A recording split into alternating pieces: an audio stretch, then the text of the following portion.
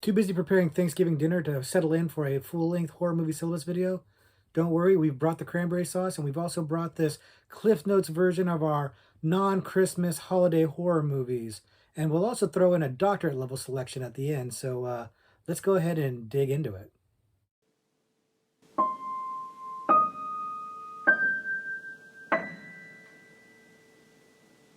Hello, everybody, and welcome back to the Horror Movie Syllabus. My name is Professor Victor, and I'll be your host as we go through all the essential, noteworthy, interesting, and notorious modern horror films.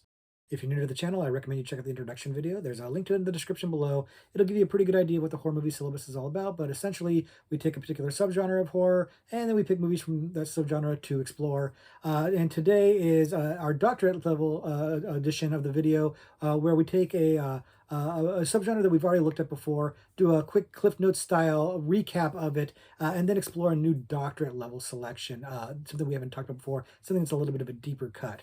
And the subgenre that we're looking at today is the non-Christmas or other holiday horror movies. There's a lot of Christmas horror movies out there. They get a lot of attention. And there's a lot of horror movies based on other holidays that get a little bit overshadowed by all the Christmas ones. And so this subgenre kind of puts the spotlight on those. And in our previous video that we looked at three of those movies, and we kind of gave them their due as noteworthy selections for that subgenre of non-Christmas holiday horror movies.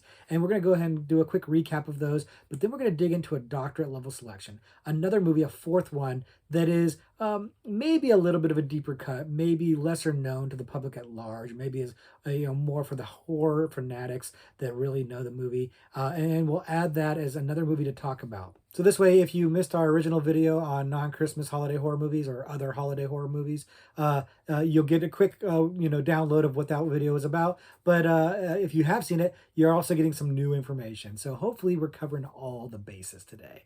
But first, we got to go ahead and dig into that last video, give you a quick recap. We're going to do that recap right now.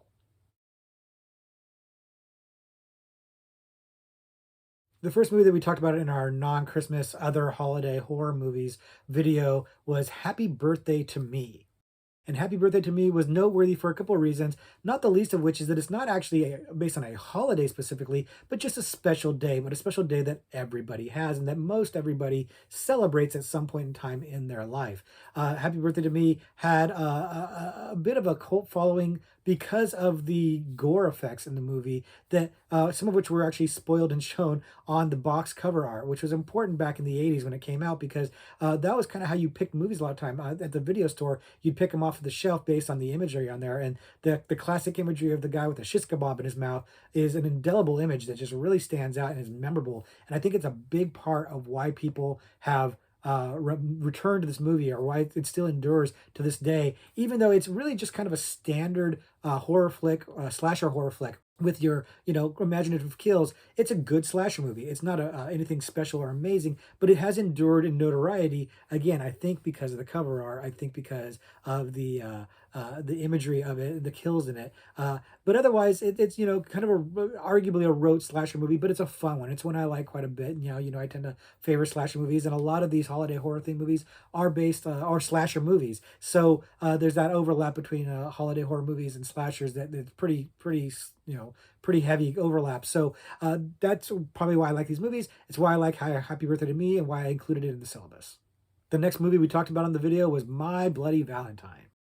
My Bloody Valentine is a very popular slasher flick, and of course, set on Valentine's Day. That's the holiday that's being celebrated. But we talked about how that's not as big of a theme in the movie as you would have expected based on the title and the iconography. It really has more to do with this mining company, mining town, and this mining operation that's going on there. And the killer is dressed in a miner's outfit. It's a really iconic look for the killer. We talked a little bit about why didn't that make him more of a slasher icon? Why didn't the killer become like a Freddy or a Jason or a Michael Myers? Because the look is really cool. It's really clever. It's really creepy looking. And maybe because it's also tied to Valentine's Day, which limited it a little bit. But Michael Myers is tied to Halloween, and that works just fine. So it never really it was clear to me why the My Bloody Valentine villain didn't wind up franchising out as well as it should have. And maybe it is because the Valentine's theme doesn't dovetail super nicely with the mining theme of the movie, but they make it work. I still love the movie. While it didn't get a franchise. It did get a remake. It's actually pretty solid. It's a 3D remake. It's a lot of fun. Not as good as the original, but I do enjoy it quite a bit, and it was a pretty big hit. So the movie has some cult following, has some legs, it has some notoriety for sure, but it shockingly didn't develop into a franchise, and that's all the worse. We're all the worse for it because I think it would have made a very, very fun franchise. And the last movie we brought up in our other non-Christmas holiday horror movies is Trick or Treat. Now, Trick or Treat is, of course, based on a Halloween setting, and it's like an anthology movie. It's a bunch of different stories, little different vignettes that all come together at in way in a in a certain way. I don't want to spoil the movie, of course, but it all comes together rather nicely. And it has as one of the characters in there, a really notable character named Sam, a little kid who wears a sack over his head. We talked about him in the original video and how wonderfully designed that character is, and how he's kind of a little icon in his own right. Another one that you would have thought maybe would have been able to be franchised out and endured, but really didn't have that happen. But he is a very memorable character, and the movie is a very solid, good movie. I talked about in the video how I'm a little more lukewarm to it than other people, but by no means do I dislike the movie. It is a good movie. It's a good time. It's a lot of fun. But other people really love this movie. The cult following on this movie is strong. And so there's a lot of people out there who have a lot of affection for this movie. And if you haven't seen it, it's probably a reason to see it because it's amongst horror fans, something that's pretty well known, pretty popular. And come every Halloween, this is one that if you're not watching Michael Myers, this is one that tends to get pulled out and put on as a fun Halloween watch. So that's it for our recap of our previous video on non-Christmas holiday horror movies. But I want to talk about a doctorate level selection now. So why don't we go ahead and dig into that immediately?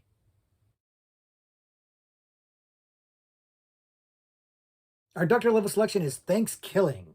Thanksgiving came out in 2007 and is a wild movie for a number of reasons. It's a low budget film that was made, it's an independent film made for pennies, basically, and it shows, but it also shows a certain level of skill. But it also it has a lot of flaws. It's a mixed bag of a movie. It has a lot of fans and a lot of detractors. The opinions of the movie are as messy as the movie itself. But we're gonna get into all of that in just a second.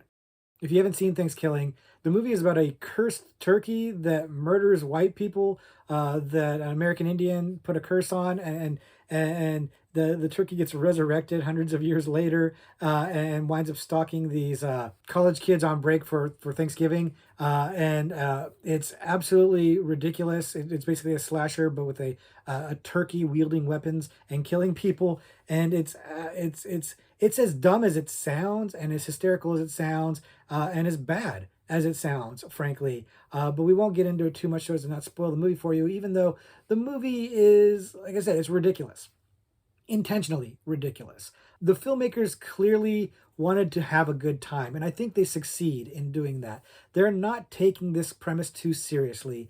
They are trying to make a movie that is so bad it's good, and we'll get into whether or not we think they succeeded with that endeavor. But I want to give credit where it's due, and the credit is they had like less than $4 grand to make this movie, and considering the amount of money they had, they actually made a pretty good movie from a technical standpoint. Like, is it flawless? Absolutely not. But again, considering the budget, this movie looks better than it should look. It's shot better than you would have expected, and it mostly follows like movie making rules and tropes and expectations. It's not nearly as bad from a technical standpoint as some of the other movies we've talked about and some of the other movies I've seen. Nowhere near. It's far superior to something like a Camp Blood or something like that. It really looks better, more professional than that on such a low amount of money. Now, that said, just because they did a lot with a little doesn't mean they did a great job. While it still looks mostly competently shot and you can see everything, it's fairly well lit, you can hear everything, the sound's decent enough, so it meets the bare minimums of technical requirements, there's still a lot wrong with it, namely the acting. The acting is horrendously bad. And it's not necessarily just because the actors are bad, it's more because the actors are all hamming it up. They're all playing it really, really big, trying to be funny, trying to be so bad it's good, trying to be over the top. And I think it would have been funnier and more successful if they would have played it more straight. If they would have actually gotten actors to play everything straight, I think it would have been funnier rather than just being so big and gregarious and everybody's kind of a caricature. Now, I mean, we're talking about a slasher movie, so everybody's a caricature anyway, but that's my point is, serious slashers have everybody being a caricature. So when you just play that up more, it's an obvious joke. It doesn't really work very well, and it would have been funnier if they were trying to be serious, and especially if they were trying to be serious and still were bad. Then it would actually be kind of like a Schadenfreude situation where we're kind of laughing at how bad it is instead of them trying so hard to make it bad. But again, they're trying to make a bad, so bad it's a good movie. And I've talked about these before. That's a hard thing to do. It's a hard thing to intentionally be so bad it's good.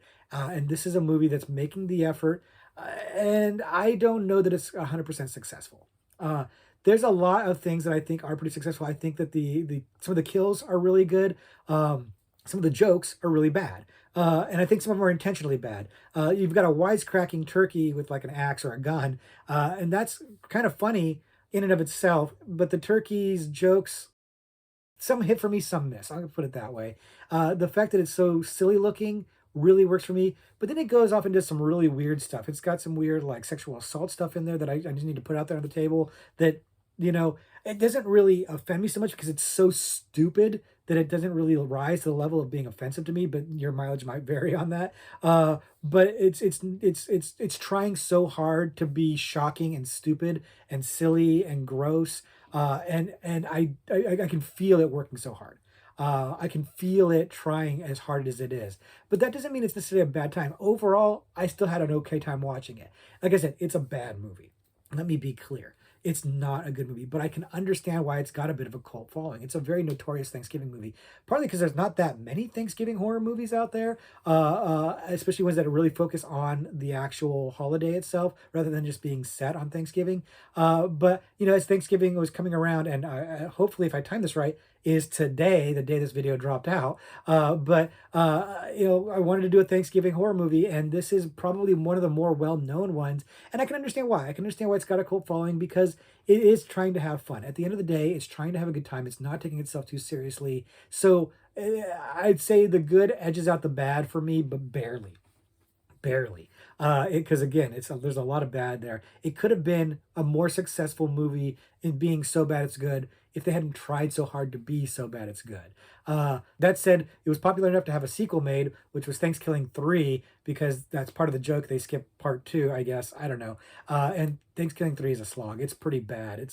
They use puppets. They raised a bunch of money on crowdfunding, so it had a way bigger budget. And I really don't know what they spent that money on. It's an awful, hard to watch movie. It really shows that they didn't have much of an idea for it, and it just doubles down and triples down on the bad decisions and really fails to get the good decisions. It's a mess of a movie. You'll want to skip the sequel, but the original one, if you like a slash movie and if you have a stomach for stupidity, you might enjoy that. You might enjoy the original. Give it a chance if it sounds like that's something up your alley. Recognizing that it also largely a waste of your time, but it's a pretty short waste of your time at like 70 minutes or something like that. So it's an easy get in, get out. I had a good time with it. You may not. Go at your own risk. So that's our doctorate level selection for the non-Christmas holiday horror movies. But I also have an extra credit selection, which is, by the way, also based on Thanksgiving because I'm just kind of in the Thanksgiving mood. So I'm celebrating Thanksgiving. I picked 2 Thanksgiving movies for this video. Hopefully I timed it right, and if I did, for all the Americans out there, have a happy Thanksgiving. My extra credit movie is Blood Rage. Blood Rage came out in 1987. It's also sometimes called Slasher or sometimes called Nightmare at Shadow Woods. It's got a couple different titles, as many of the 80s slashers did. And this one is really only tangentially holiday themed in the sense that it takes place on Thanksgiving. Like I mentioned earlier, it doesn't do a lot with the Thanksgiving theme. It just happens to be set at Thanksgiving, which is most of what you see when you come up with Thanksgiving holiday horror movies. But this one, I still wanted to put it down here and mention it because I do find it to be quite a bit of fun. If you haven't seen it before, the movie is about two twin boys who one of them commits a murder during a drive-in movie and blames it on his brother, and his brother gets institutionalized. Time jump to later on, and the boy who committed the murder is acting like a normal boy. His brother is toiling away in the mental facility and escapes. The family is worried about the escaped brother, not realizing that the real danger is the brother who has not been institutionalized. And hijinks abound as the institutionalized brother makes his way back, and the original brother who stayed in goes on a bit of a killing rampage, but I'll stop there so as to not spoil it for you, of course. But Blood Rage is kind of a stereotypical slasher. It doesn't do a lot of fresh or original things, but it really is hitting those 80s slasher tropes really well. Gratuitous nudity, wonderful gore, ridiculous family premise. All of this stuff is working for me like gangbusters because this is my sweet spot. I love me a cheesy slasher. This is exactly that. I'm getting exactly what I want with this movie. A high point of this movie is the gore effects. They are done pretty well considering it's a low budget slasher movie. These effects look pretty solid, and they're pretty wonderfully gory and reveling in that gore. But beware, there are I mentioned how there's different titles of the movie. There are different cuts because there are some edited cuts. You don't want to see the edited cuts; you'll lose a lot of this stuff. So seek out the original cut, which is still pretty short, at like an hour and 27 minutes or something like that. But make sure you get the gore in there because it's a big part of what I enjoy about the movie. I'm a little bit of a gore hound, and without the gore, I feel like this movie would be a little bit more of a slog. One of the things that does not get so well is the acting. The acting's not great. The story, the plotting is not super clean. It doesn't make a tremendous amount of sense. The basic concept or premise is fine, but the whole movie takes place in this apartment complex and all these people interacting. It doesn't make a ton of sense, especially because it's supposed to be set on Thanksgiving, and all these people are out doing things that don't seem very Thanksgiving. There's people babysitting. There's people, there's kids going out and partying, stuff like that. This all didn't really feel very Thanksgiving like, and that's probably the biggest knock on this movie is it doesn't really use the Thanksgiving theme as well as it could to its advantage. But it's almost incidental that Thanksgiving is part of this because it's really focused on the twin brothers, and that part is fun. I do like the twin brother stuff and the mistaken identity stuff and the reveal of which brother is the crazy brother. All of that works for me really, really well. The bad acting is bad, but it's charming 80s slasher bad. It's not like what I was talking about in Thanksgiving where everybody's really, hamming it up and being big. This is just bad acting, and it kind of has a certain charm that I find it to be easier to swallow. Again, the movie is not a good movie. It barely has any Thanksgiving in it, but I do really enjoy it. I actually think this movie is a lot of fun. That's why I chose it as the extra credit movie, even though, again, Thanksgiving is not a prevalent thing in it. But find me some Thanksgiving movies that are really using that theme for horror movies. It's not easy to do, but if you do have some, leave them in the comments below for me because I'd like to check it out. But that's going to be it for our look at the non-Christmas holiday horror movies. That's our Doctorate Level selection, and that's our recap. Hopefully you enjoy these movies. I do like these movies. Again, a lot of them tend to be slashers, and I like slashers, so I do like those. But let me know in the comments below what other holidays you would like to talk about in terms of holiday horror movies. Not Christmas ones, because we already talked about those. Because I know there's a lot of other ones I could have talked about. I chose Thanksgiving because of the timing of this video, but there are a lot of other holidays with a lot of other movies that we could talk about. Leave those in the comments below. We'll have a discussion. But for now, let's go ahead and look at a horror trivia pursuit card, and I'll answer this question live on camera, and you guys can play along at home. Scout's honor on whether or not you get it right, of course. Let's go ahead and look at the international category because I don't think we've done that in a while. And the question is, in 1970's The Bird with the Crystal Plumage, protagonist Sam Dalmas is a struggling writer from what country? Well, we haven't talked about that movie yet. Hint, hint. We will be talking about it in the not too distant future, but because it's a great movie.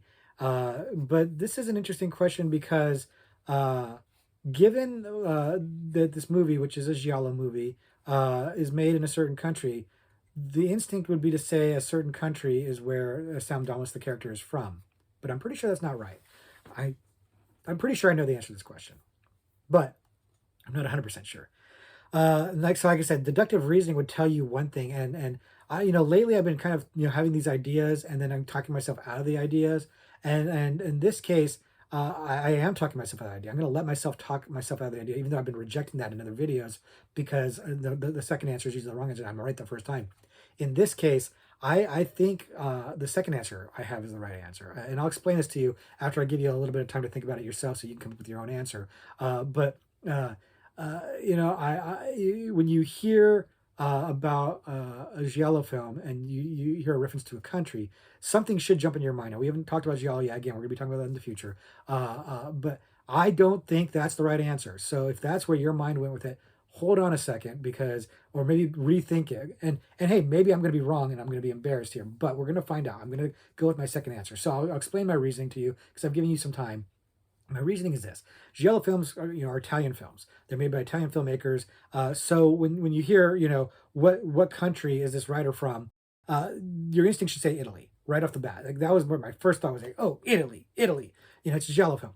Uh, but I started thinking, because I have seen the movie. It's like, no, no, no, that's not right. I'm pretty sure that's not right. And so that second answer that came into me made me second guess this, and I want to say that he's from the US. He's American. I think he's American, not Italian. I feel like that's right, but I'm not 100% sure. I'll be honest with you. I'm not 100% sure on this answer, but like Italian just, I feel like it's too obvious, and wrong as a result. So I'm gonna go with the United States of America. I think he's an American writer. Hope you locked in your answers. Let's take a look. United States. United States. He's an American. Okay, I pulled that one off. I second guessed, and then I second guessed my second guess. So that one was a wild one. Yes, I'm a United States actor, and like I said, we'll be talking about this movie in the future, so I won't get into it now. But it's a good movie. If you like giallo movies, it's one of the best ones. So it gives you an idea of what we're going to be talking about it. But did you guys get the right answer? Did you guys say United States? Did you say America? Or did you say something else? Did you guys say Italian? Let me know in the comments below what your answer was.